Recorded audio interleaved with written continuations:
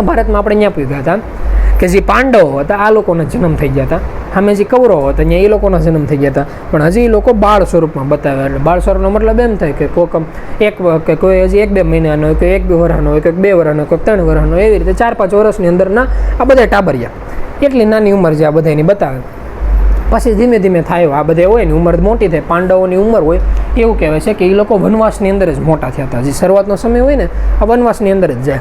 અને અહીંયા લોકોને એવું ડિક્લેર થઈ ગયેલું હોય ભાઈ પાંડુ તો વૈયા ગયા, અને એને એના શ્રાપની ખબર હતી કે કોઈ પણ નારીને એ લોકો કુરૂપ વિચારથી સ્પર્શ કરે જે પાંડુ રાજાનો અંત થવાનો છે, એટલે એના વાંહે કોઈ વંશજો નથી, કોઈ વંશજો થવાનું નથી.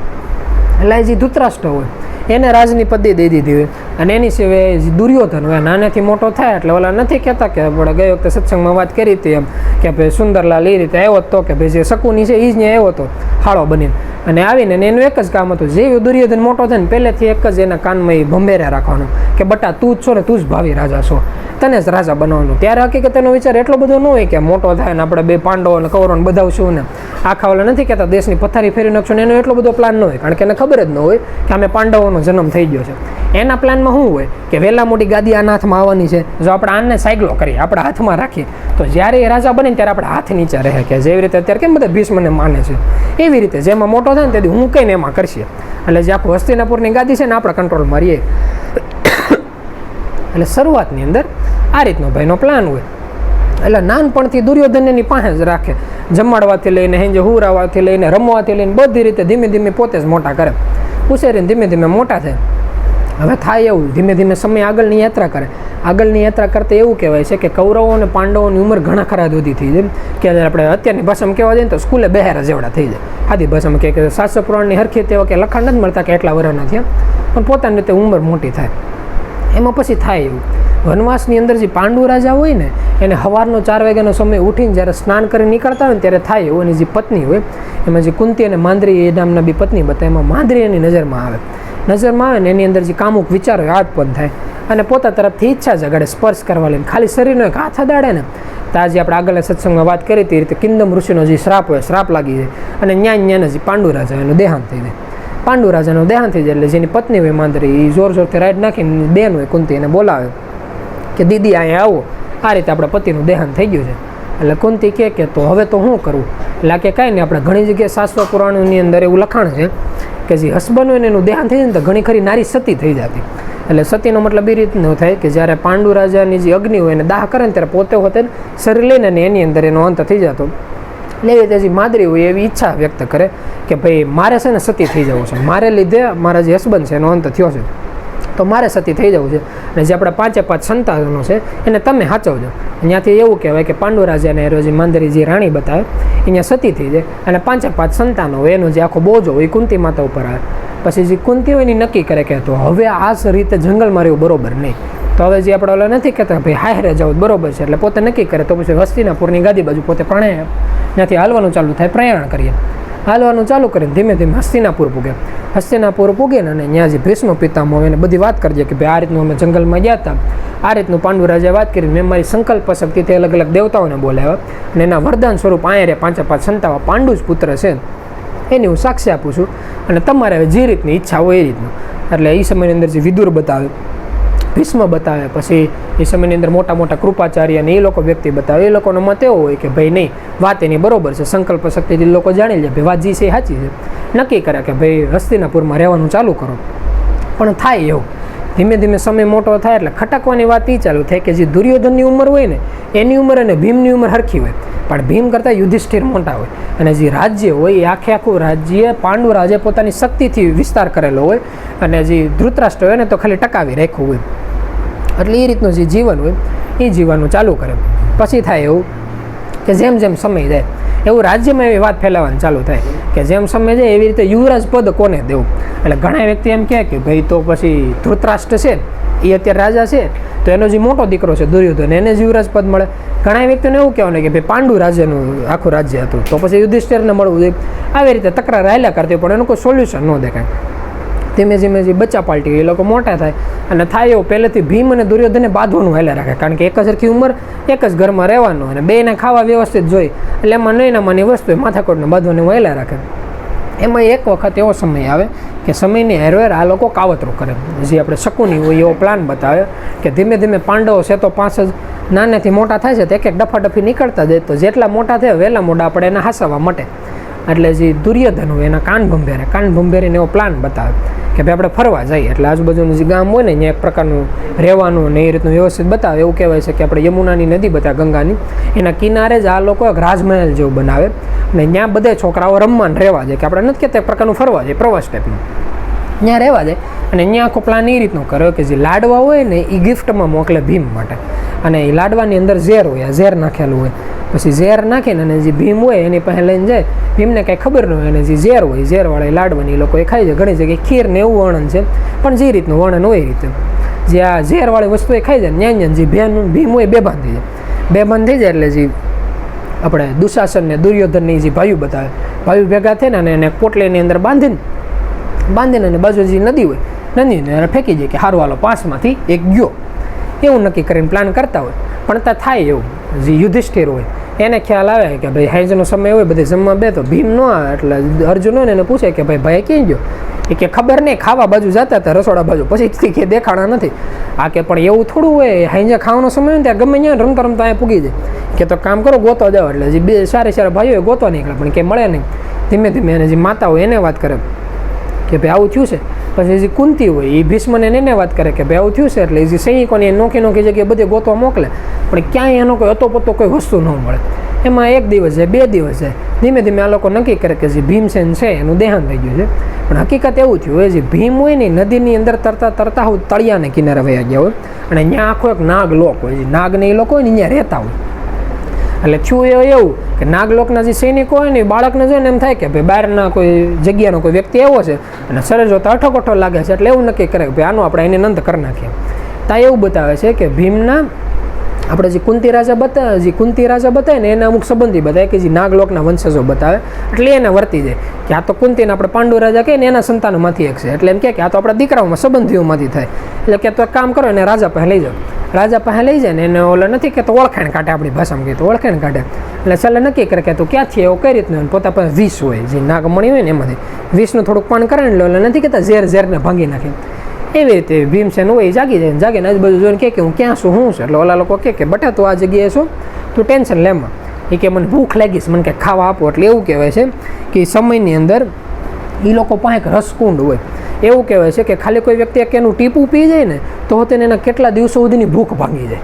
અને એક ટીપાથી એના શરીરની અંદર બહુ સારી એવી શક્તિ આવી જાય. અને એવું કહેવાય છે કે જેટલું રસકુંડ હતું ને આખું ભીમ પોતે એકલો જ પી જાય એક જ ઘટકમાં. અને નિંદર આવે ને એટલે ન્યાન્યાને હોઈ ગયો ને 7 દિવસના 7 રાત સુધી ન્યાન્યાને જ હોતો રહીએ. એટલે ત્યાં લગી 7 દિવસના 7 રાત સુધી જે આપણે ઉપરનો જે સમય બતાવે, જે હસ્તિનાપુરની ગાતી બતાવે, ત્યાં તો એ લોકો ઠાકીને હું શાંત થઈ જાય ને એવું નક્કી કરી નાખ્યું કે ભીમસેન એનો અંત થઈ ગયો છે.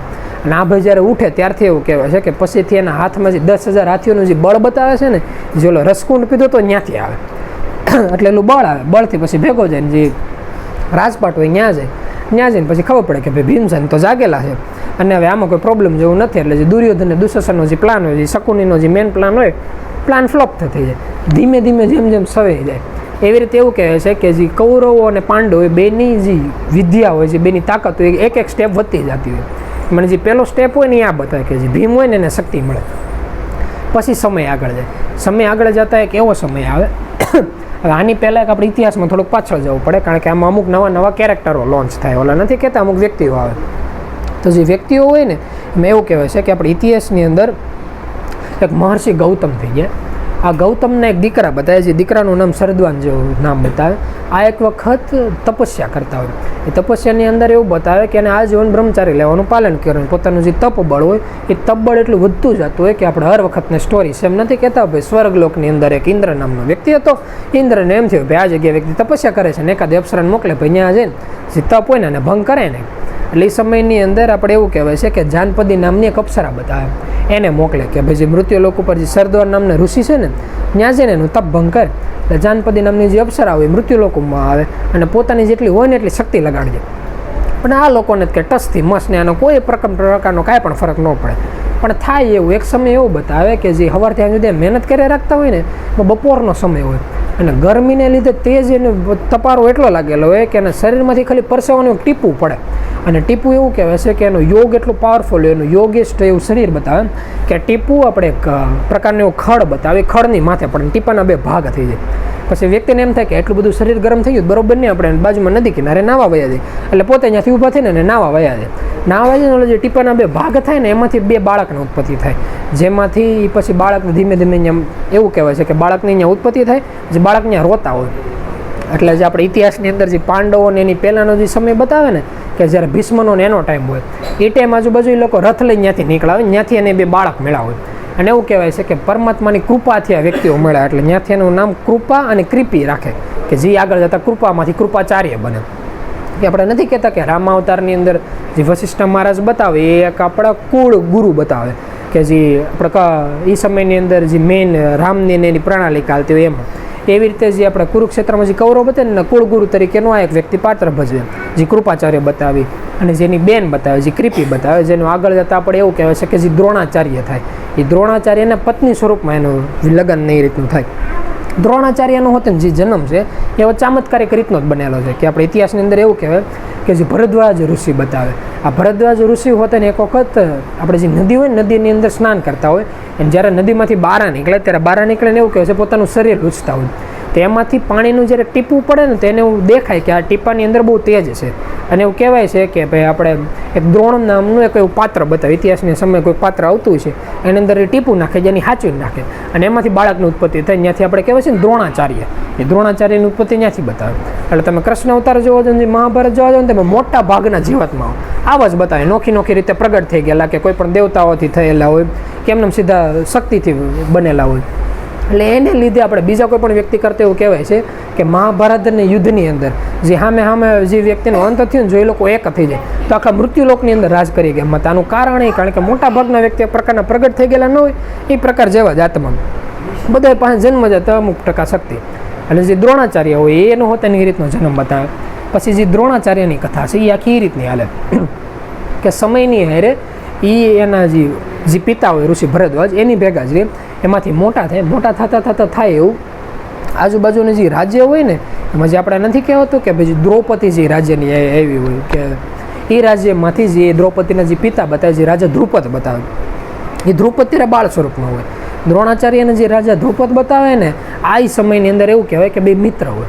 પછી ગુરુકુળની અંદર 2 શાંતિથી જિંદગી જીવતા હોય. જેમ જેમ સમય જાય એ તેની જે મિત્રતા હોય એ ગાઢ થતી જાય. ગાઢ થતા સમય જતા એકબીજા મિત્ર એવી વાત કરતા એમાં જે દ્રુપદ રાજા એમ કહેતા કે ભાઈ અત્યારે તો તું ઋષિ બાળક છો, હું એક રાજાનો રાજકુમાર છું, આપણે 2 ભલે અત્યારે ગમે એમ રહીએ પણ ભવિષ્યમાં ગમે એવો સમય આવશે ત્યારે આપણે 2 ઘાટા મિત્ર થઈને રહેવું, અને તારા ત્યારે ગમે એ વસ્તુની જરૂર પડે ત્યારે તારે ખાલી મારી પાસે મિત્રતાનો હાથ બઢાવજે ને મારી પાસે જેટલી હોય છે ને હું તને આપી દઈ, મારે જરૂર પડે ત્યારે તારે તું એ રીતે કરજે.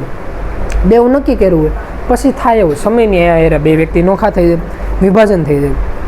જે ધ્રુપદ રાજકુમાર હોય એમાંથી રાજા બની જાય અને આખા જે રાજ્ય હોય એનો રાજપાટ સંભાળવા મળે. દ્રોણાચાર્યનું જે આખું જીવન હોય ને આખું અલગ બતાવે. દ્રોણાચાર્યનું જીવન જેમ જેમ મોટા થાય એવી રીતે જે એના લગ્ન થાય, લગ્ન એ આપણે નહોતા કહેતા કૃપાચાર્યને જે કૃપી બતાવે એમાં કૃપી અને દ્રોણાચાર્યના લગ્ન થાય. પછી એના જે સંતાન હોય એમાં અશ્વત્થામાનો જન્મ થાય. અશ્વત્થામાનો જન્મ થતા હોય તો એવું કહેવાય છે, ઘણા શાસ્ત્ર પુરાણની અંદર એવું લખાણ છે કે ચિરંજીવી વ્યક્તિ બતાવે, એના માથાની અંદર એક ચમકતો મણી હોય.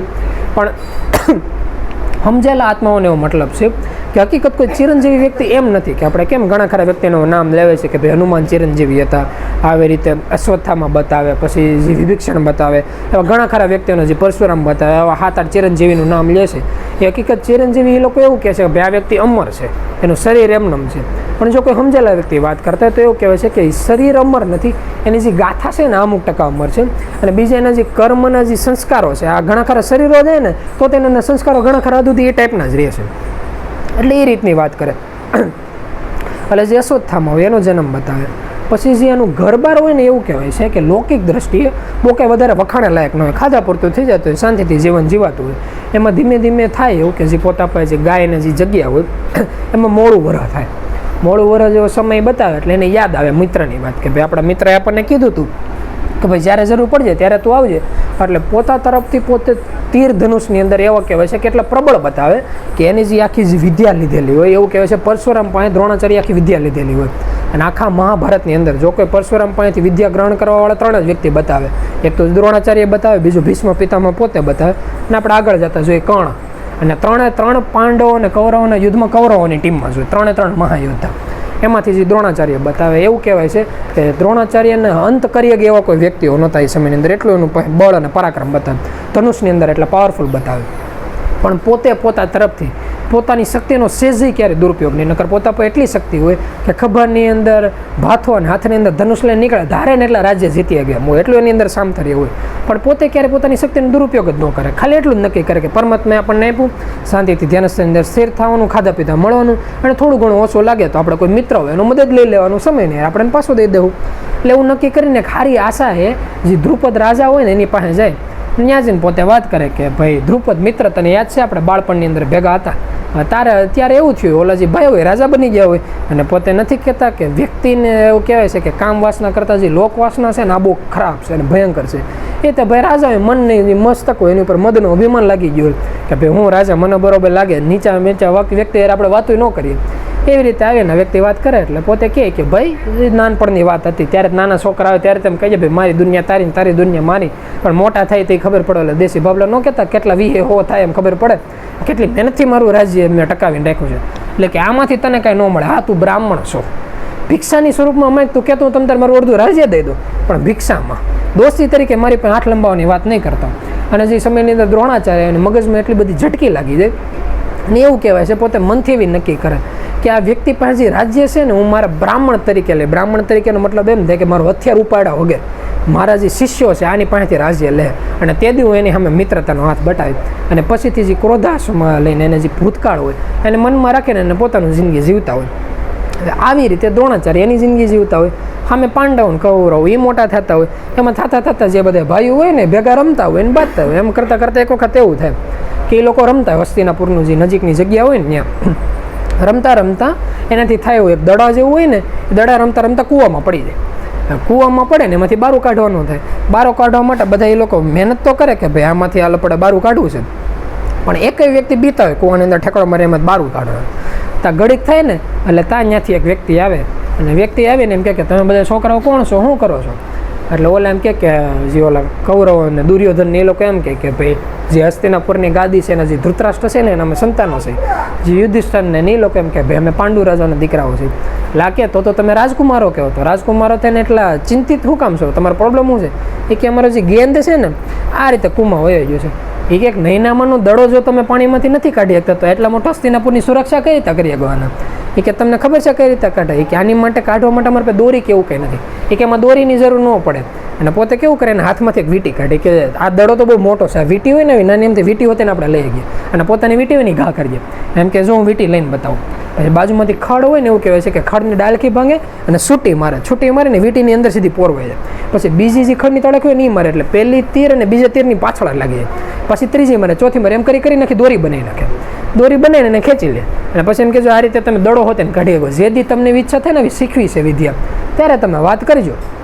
એટલે બધા કે આ તો કંઈ નવીન, એમ કરીને પછી ઓલા જે દડો હોય દડો કાઢી દે. એમ કરતાં પાછા બધા જે છોકરા હોય ને એ બધા વયા જાય, એમાં બધા પોતપોતાની રીતે ભૂલી જાય. પછી અર્જુન હોય ને એના મગજમાં રહી જાય, અર્જુનના મગજમાં રહી જાય કે આવો કોઈ વ્યક્તિ હતો, એની પાસે એટલી બધી પાવર હતી. અને એ સમયની અંદર એવું કહેવાય છે કે એટલા બધા જે સંતાનો બતાવે છે, લીગલી હો કૌરવ એની છે, બીજો એને ભાઈ બતાવે પિતરાઈ ભાઈ ટાઈપનો 100 ને કૌરવો જેન્ટ્સમાં 1 2 ને 102, અને 5 જે ભાઈઓ બતાવ્યા. આ ટોટલ જે 107 સંતાનો હોય બધા જે રમતા હોય, રમતામાંથી અર્જુનને ભીષ્મને એવો લાડ બતાવે કે કદાચ ગમે એવો ધૂળમાં ધનોત્પન્ન થઈને એવો હોય ને તો તે નાવતા તેવું કહેવાય છે કે ભીષ્મનું જ્યારે જીવન ને ત્યારે પહેલાંથી છેલ્લે સુધી વ્હાઇટ કલરના કપડાં ક્યારે પહેરતા. અને જો તમે અત્યારે મહાભારતની જો સિરિયલ જોતા હોય તો જ્યારે કૌરવ પાંડવનું યુદ્ધ થઈને ભીષ્મનો રથ આવતો ને ત્યારે હોતે ને એવું કહેવાય કે શ્વેત કેશ, શ્વેત અશ્વ, શ્વેત પોષા, શ્વેત એની દાઢી, એવું કહે છે કે આનું પુરુષનું જે વ્યક્તિત્વ છે એટલું સફેદવાળું વ્યક્તિ બતાવે કે એટલે સફેદ મારા કપડાં હોય ને તો હોતે અર્જુન હોય ને દોડતો સીધો કપડામાં બે અને ખોળામાં બેને જ વાત કરે કે દાદા ખબર જ કેવું થયું, એમ કરી નાખી વાત ચાલુ કરે, એ ટુ ઝેડ આખી ડિટેલ દે. રોજ ભીષ્મનું કામ એ છોકરો દોડતો ને ખોળામાં બે નાખી વાત સાંભળવાની, એવી રીતે આખી વાત સાંભળે. અને ખબર પડે કે આપણા રાજ્યની અંદર આવો કોઈ વ્યક્તિ આવે જે આખી જે ચર્ચા હોય, ચર્ચા સાંભળીને જે ભીષ્મને નક્કી કરી નાખે કે હોય 100% દ્રોણાચાર્ય હોય, આની સિવાય કોઈ વ્યક્તિ ન હોય. અને રાજ્યમાં જે ધૃતરાષ્ટ્ર હોય એને આજ્ઞા આપે કે આપણા રાજ્યની અંદર દ્રોણાચાર્ય એવા છે. કૃપાચાર્યને એમ કે આ તો તમારા ઓલા નથી કહેતા કે હાળા બનવે ટાઈપના થઈને બોલાવો, અને આ બહુ સારી વસ્તુ કહેજો. એ રાજ્યમાં આવે તેને કહો કે આપણે હસ્તિનાપુરમાં જ રહી જાય, અને કૌરવો અને પાંડવોની જે શિક્ષા છે ને આ એ લોકો તરફથી જે અને ઓલા લોકોને બોલાવે ને ઓલા લોકો રાજી થઈ જાય કે ભા તમ તારે એને એવું પ્રતિજ્ઞા કરેલી હોય.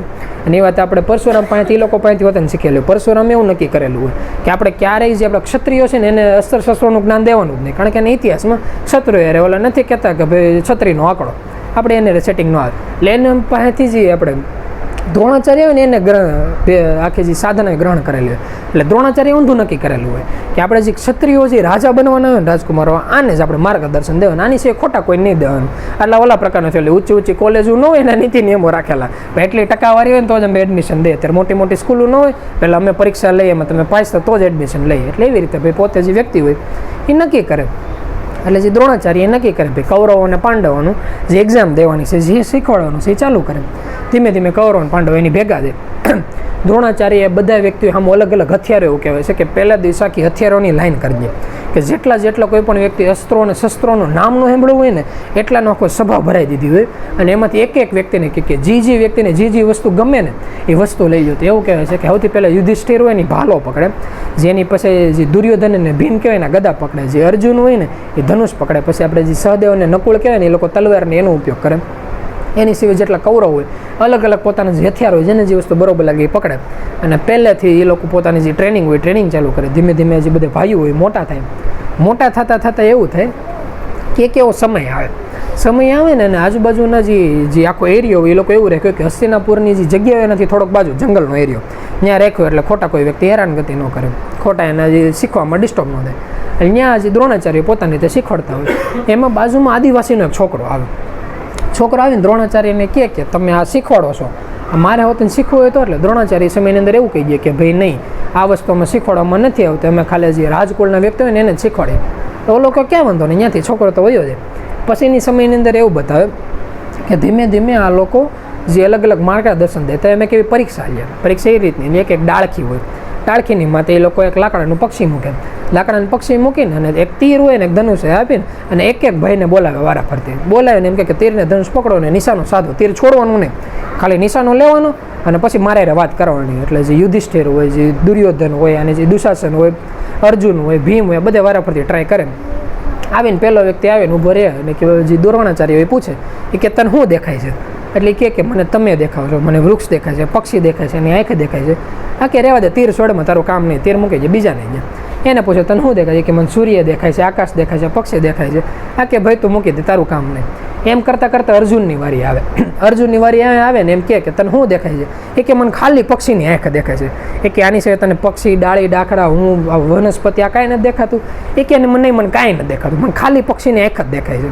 એટલે ત્યારથી એવું કહેવાય છે કે દ્રોણાચાર્ય એવું ડિક્લેર કરે કે તારી અંદર જે કળા છે ને એટલી અકળ કળા છે કે આખા ભારત ભૂમિ ઉપર હું ધનુર્વિદ્યામાં તને પહેલા નંબરનો વ્યક્તિ કરી. ને એવી રીતે જે ભારત ભૂમિ ઉપર એ લોકો ડિક્લેર કરી નાખે ભાઈ અર્જુન પહેલા નંબરનો વ્યક્તિ થાય. પછીથી એવું કહેવાય છે કે જે આખી ટ્રેનિંગ હોય ને એ બધાને પોતાની રીતે દેતા હોય, પણ અર્જુનને આખી એક સ્પેશિયલ ટ્રેનિંગ હાલતી હોય. અને આવું આપણે સ્કૂલે હોતે જોવા મળે કે ખુદ એટલા હતું અમે જ્યારે હોતે 11-12માં ભણતા ત્યારે એવું થતું કે જ્યારે પરીક્ષાનો સમય આવતો ને ત્યારે હોશિયાર વ્યક્તિનો ક્લાસ આખો નોખો કરી નાખે, ઠોઠનો ક્લાસ નોખો કરી નાખે, મીડિયમ વ્યક્તિનો ક્લાસ નોખો કરી નાખે. અને બધાને એ રીતે જ ભણવામાં આવતું. જે ઓલા ઠોઠ હોય ને એને ખાલી પાસ કેમ થવાનું નહીં જ શીખવાડે, એની સિવાય એક્સ્ટ્રાની જે મીડિયમ હોય ને એને એમ શીખવાડે કઈ રીતે સારી ટકાવારી. જે હોશિયાર હોય ને એને અઘરા દાખલા ને એવું જ શીખવાડે. અને મોટા ભાગે હોશિયારના ક્લાસમાં એવું થતું કે સાહેબ જ ન આવે, બધાને એમ જ કે તમારી રીતે જ વાંચો, કારણ કે એને એટલા હદુથી ખ્યાલ હતું કે આમાં શિક્ષક શીખવાડે એની કરતાં ઓલા લોકો પોતે વાંચીને આગળ હરખી રીતે નીકળે. એટલે એની જેવું થતું. એટલે એવી રીતે ધીમે ધીમે વ્યક્તિઓ આગળ નીકળે. એમાં એક વખત થાય એવું કે જે બધે ભાઈઓ હોય ને રમતા હોય એમાં આગેથી કૂતરો હોય ને દોડો જાય અને કૂતરો દોડો જાય ને એટલે આ લોકો પકડે તો ખબર પડે કે એના મોઢાની અંદર બહુ બધા તીર છે. અને તો હોતે ને એ તીર છે ને એ જોઈ જાય એટલે અર્જુન હોય ને ત્યાં પાસે ને કૂતરાની પાસે બોલે અને અંદરથી તીર કાઢે તો તીરમાંથી લોહીનું એક ટીપું ન નીકળે અને આખું જે મોઢું હોય ને તીરનું ભરાઈ ગયેલું હોય. એટલે બધા નક્કી કરે આ ક્યાંથી એવું કૂતરું. એટલે થાય એવું છે એના ગુરુ એને વાત કરી કે જ્યાં ગોતા હોતો એટલે જે કૂતરા હોય ને જ્યાં ગયો ને વાહ ડગલા ભેગા જાય તો ધીમે ધીમે થાય એવું. આગળના એરિયામાં એક વ્યક્તિ હોય એ ધનુર્વિદ્યાનો અભ્યાસ કરતો હોય અને ત્યાં એને એક મૂર્તિ દેખાય. આપણે માટીની બનેલી આખી દ્રોણાચાર્યની મૂર્તિ બતાવી સમયની અંદર આખી મૂર્તિ બનાવેલી હોય. મૂર્તિ બનાવેલી હોય અને અર્જુન હોય ને એ જોઈને એમ કે ગુરુ આ તો એકદમ તમારી જેવી જ મૂર્તિ છે. કે આ છે તો ખરી પણ કોને બનાવેલી? ત્યાં એક વ્યક્તિ અહીંયા આવીને એમ કે અને સીધા દ્રોણાચાર્ય ને એના પગમાં પડી જાય ને કે તું કોણ છો? એટલે ત્યારે એમ કહેવાય ઓલો વ્યક્તિ એમ કે હું એકલવ્ય છું. એ કે આ કૂતરાના મોઢામાં જે તીર માર્યો ત્યાં માર્યું? કે હા. એ કે ત્યાં શું કામ આને માર્યું કે એમાં એવું હતું ધનુર્વિદ્યાનો અભ્યાસ કરતો હતો, એમાં કેરનો ભણતું હતું એટલે મને ડિસ્ટર્બ થતું એટલે મેં તીર છે ને એને મોઢામાં માર્યું, પણ મેં એને એ રીતે માર્યું કે જેનાથી ખાલી એની સ્વર પેટી બંધ થઈ, અવાજ ન કરી ગઈ, પણ એની સિવાય એને કાંઈ પ્રોબ્લેમ ન આવે. એટલે આવી રીતે મેં અભ્યાસથી એને આખે આખું મોઢું એની તીરથી ભરી દીધું એટલે મોઢામાંથી બોલે ન આવે. લાગે તો એટલું બધું તને કોઈને શીખવાડ્યું? ઓલા લોકો એમ કે ગુરુ મહારાજ તમે જ, એ કે એ અશક્ય છે. મેં જો કોઈ વ્યક્તિને શીખવાડ્યો મને ખ્યાલ તો મેં અત્યાર સુધી કોઈ દી તને જોયેલો જ નથી, તો મને કઈ રીતે ખ્યાલ આવે? એ કે મેં એવું હતું, યાદ છે ઘણા વર્ષો પહેલાં હું એક આદિવાસી તરીકે તમારા પાસે હતો? એ કે હા. એ કે બસ પછી તમે મને ના પડે એટલે મેં નક્કી કર્યું કે ભાઈ તમારી એક મૂર્તિ બનાવું, તમને ગુરુ સ્વરૂપમાં માનું, અને તમે જે કોઈ વ્યક્તિ અર્જુનને ના લોકોને શીખવાડતા હોય ને હું બહાર બેઠો બેઠો સાંભળતો હતો અને એ અભ્યાસ કરે રાખો ને એમાંથી આ શીખી ગયો. તો પછી એ સમયની અંદર એવું બતાવે દ્રોણાચાર્ય એવું કે એના જો કે આખા બે રીતના આખા લખાણ લખાયેલા છે.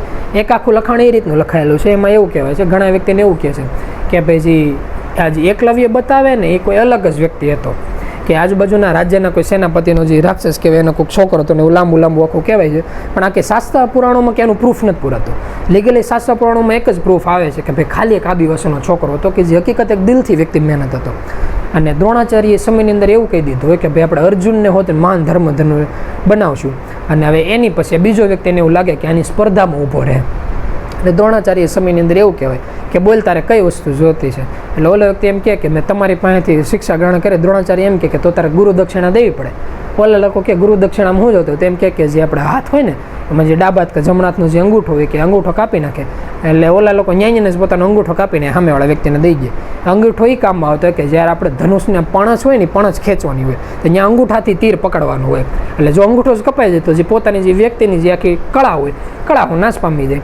એટલે ત્યારથી હકીકત એકલવ્ય કોઈ એવો વ્યક્તિ નહોતો કે ભાઈ કે જેને ઇતિહાસમાં બહુ કંઈ સારું કામ કર્યું હોય, કે કોઈ સેવાભાવી વ્યક્તિ, કોઈ પરમાત્માનો ફરિશ્તા કે કોઈ સંત સતી નારી, આમાંથી આ કાંઈ નહોતું. એકલવ્ય જીવન ખાલી એક નૈનામાનો આદિવાસી વ્યક્તિ બતાવે કે જેણે એનું જીવન ખાલી એક લક્ષ્યની અંદર લગાડી દીધું હોય, અને તો હોતે આખી આખી જે કથા છે એ દ્રોણાચાર્યના જીવનમાં એવું કે હું કરવા નથી માગતો પણ મારા કીધેલા શબ્દો વેસ્ટ ન જાય એને લીધે કર્મ કરું છું. અને ત્યારથી એવું કહેવાય છે કે ઇતિહાસમાં એકલવ્ય અને દ્રોણાચાર્યનું હજી લખાણ છે, લખાણ લખાઈ ગયું. અને અહીં આપણે ભારત ભૂમિનો એક બહુ સારી વસ્તુ છે કે આપણે જેટલા શાસ્ત્ર પુરાણો લખાય એમાં જો કોઈ વ્યક્તિ પોતાનું બલિદાન આપેલું હોય, અને ગુરુ શિષ્યનો એવો બહુ સારો સંબંધ કહેવાય કે એક વખત ખાલી ગુરુના મોઢામાંથી શબ્દો નીકળી ગયા કે ભાઈ મારે જોતો છે, ત્યારે શિષ્ય એક વખત એ સવાલ નથી પૂછતો કે જ્યારે અત્યાર સુધી શીખવાડવા આવતું તો એ મને પાટું મારીને મોકલી દીધું તો અત્યારે ગુરુ દક્ષિણા માગવા આવો છો, અને તમે તારે ઓલા ન કે ગળેથી માથું માગી લીધું હોત અમે ક્યાં ના પડતા, તે અંગૂઠો માગ્યો કે ઓલા નથી કહેતા કે હાથ પગ કાપવા જેવા ધંધા કર્યા તો હોતે ને અમે 100% સ્વીકારીએ છીએ. અને આ જે કર્મ છે આ કર્મ એવા હોય કે જો કોઈ આવા વ્યક્તિના કર્મ હોય શિષ્ય તરીકે તો શરીર જાતા જાતા એવું થાય કે એને બહુ સારા એવા સમજેલા વ્યક્તિ એને મળે આત્માઓ કે જેને હરખી સલાહ દઈ શકે. ત્યારથી જે એકલવ્ય છે એનું જે નામ છે એ કે આખું ઇતિહાસની અંદર એવું ફેમસ થઈ જાય કે એક શિષ્ય તરીકેનું નામ. અને આનાથી ઘણા વ્યક્તિ કહેવાનું ઊંધું હોતે ને એવો મતલબ કાઢે છે, એક રીતનો એવો મતલબ કાઢે છે કે એ સમયની અંદર એકલવ્ય મૂર્તિ બનાવી હતી દ્રોણાચાર્યની, અને એવું કહેવાય છે કે જે દ્રોણાચાર્યની મૂર્તિ બનાવી હતી ને એમાંથી એણે જ્ઞાન ગ્રહણ કર્યું. એટલે ઘણા વ્યક્તિ એમ કે ભાઈ આપણે મૂર્તિ સ્વરૂપે હોત ને કોઈ પણ વ્યક્તિને ગુરુ તરીકે માનીએ ને તેમાંથી જ્ઞાન મળે. આ બે વાત એક રીતે એવી અલગ છે કે મૃત્યુલોકનું કોઈ પણ એવું જ્ઞાન છે કે જો તમે ધારો તો કોઈ પણ મૂર્તિમાંથી, પુસ્તકમાંથી, ફોટામાંથી, અત્યારના સમયની અંદર યુટ્યુબ હારે મારું બહુ હાલે, અને ઇન્ટરનેટ કે જે ગૂગલ છે કે અત્યારે જે ChatGPT આવે એમાંથી તમે કોઈ પણ વસ્તુ શીખી આવો, એ બહુ સારા ગુરુ સ્વરૂપે કામ કરે. પણ જે નામ છે, જે આત્મતત્વનો અનુભવ છે, આમાં અત્યાર સુધી સિંગલ એવું ઉદાહરણ નથી કે એકય એવું ઉદાહરણ નથી કે જે ગુરુ વગર કોઈ શિષ્યને જ્ઞાન થયું હોય. એટલે જ્યારે ગમે ત્યારે એમ થાય કે બહારનું કોઈ પણ લૌકિક વસ્તુ જોતે ને ત્યારે તમે ગમે વ્યક્તિને સાઈડમાં કરજો, ફરક નથી પડતો. પણ જો આત્મતત્વનો અનુભવ કરવો હોય તો આત્મતત્વનો અનુભવ કરવા માટે 100% મૃત્યુલોકનો અટલ નિયમ છે કે એની માટે ગુરુ હોવા કમ્પલસરી છે. એટલે હદ સુધી કે જ્યારે કોઈ વ્યક્તિ પ્રગટ થાય, બાકી આપણે જે કહીએ છીએ આપણે રામદેવ પીરને રણુજા એ લોકો પ્રગટ થયા હતા તો ત્યારે એ લોકો ડાયરેક્ટ પ્રગટ થયેલા હતા, એની પાસે મંત્ર શક્તિ પહેલેથી બધી હતી, જે પ્રગટ થયા હોય પરમાત્માને જ અવતાર બતાવે એને બધું ખ્યાલ જ તો હોતે ને એ લોકો જે બાવા બારનાથ પાસે શિષ્ય સ્વરૂપે ગયા હતા. આની સિવાય જે આપણે રાજકોટ હીરસાગર બતાવે એ હોતે ને આપણા કરણસિંહ બાપા એ સમયની અંદર બતાવે ત્યારના એની પાસે ગયા હતા. પછી એની સિવાય જે આપણે વાત કરતા મત્સ્યેન્દ્રનાથ એ હોતે જે વિષ્ણુને જે અવતારોમાંથી એક બતાવે તો એ લોકો હોતે એ સમયની આધારે આપણે નથી કહેતા કે ભાઈ આપણે જે તે 24 ગુરુ બતાવે જે એ રીતના એની પાસે જે ગયેલા બતાવે, જે આપણે 3 બ્રહ્મા વિષ્ણુ મહેશ આ ત્રણેયની ઉત્પત્તિથી જે વ્યક્તિનું પ્રાગટ્ય થયું હોય એની પાસે એ લોકો ગયા હોય, એને ગુરુ સ્વરૂપે માનેલા. કે ખુદ આપણે કૃષ્ણ અવતારનું ઉદાહરણ લઈએ કે નાનપણથી એની અંદર એની પાસે એટલી બધી અદ્ભુત કળા હતી તો તેને છેલ્લે સાંદીપની ઋષિ પાસે હોતી ને એ લોકો મંત્ર દીક્ષા લેવા તો જાય જ છે. એટલે ગુરુ વગર જ્ઞાન થવું આત્મતત્વની અંદર આ એક અશક્ય છે. એ નિયમ અત્યાર સુધી ખુદ પરમાત્મા હોતે નથી તોડેલો, એટલે આપણી તો વાત જ ન આવે કે તોડવાની. એટલે એ રીતનું જીવન છે. એટલે જેમ જેમ જીવનમાં આપણે આગળ નીકળવાની ઈચ્છા થાય ત્યારે જીવનમાં ખાલી એક ધ્યાન રાખવાનું કે જેટલું થાય ને એટલું કોઈનું સારું કરો, ન થાય કંઈ કોઈનું ખરાબ નહીં કરવાનું. એટલે જેના લીધે જે કર્મ છે ને ફરતા ફરતા પાછા આપણી પાસે ન આવે.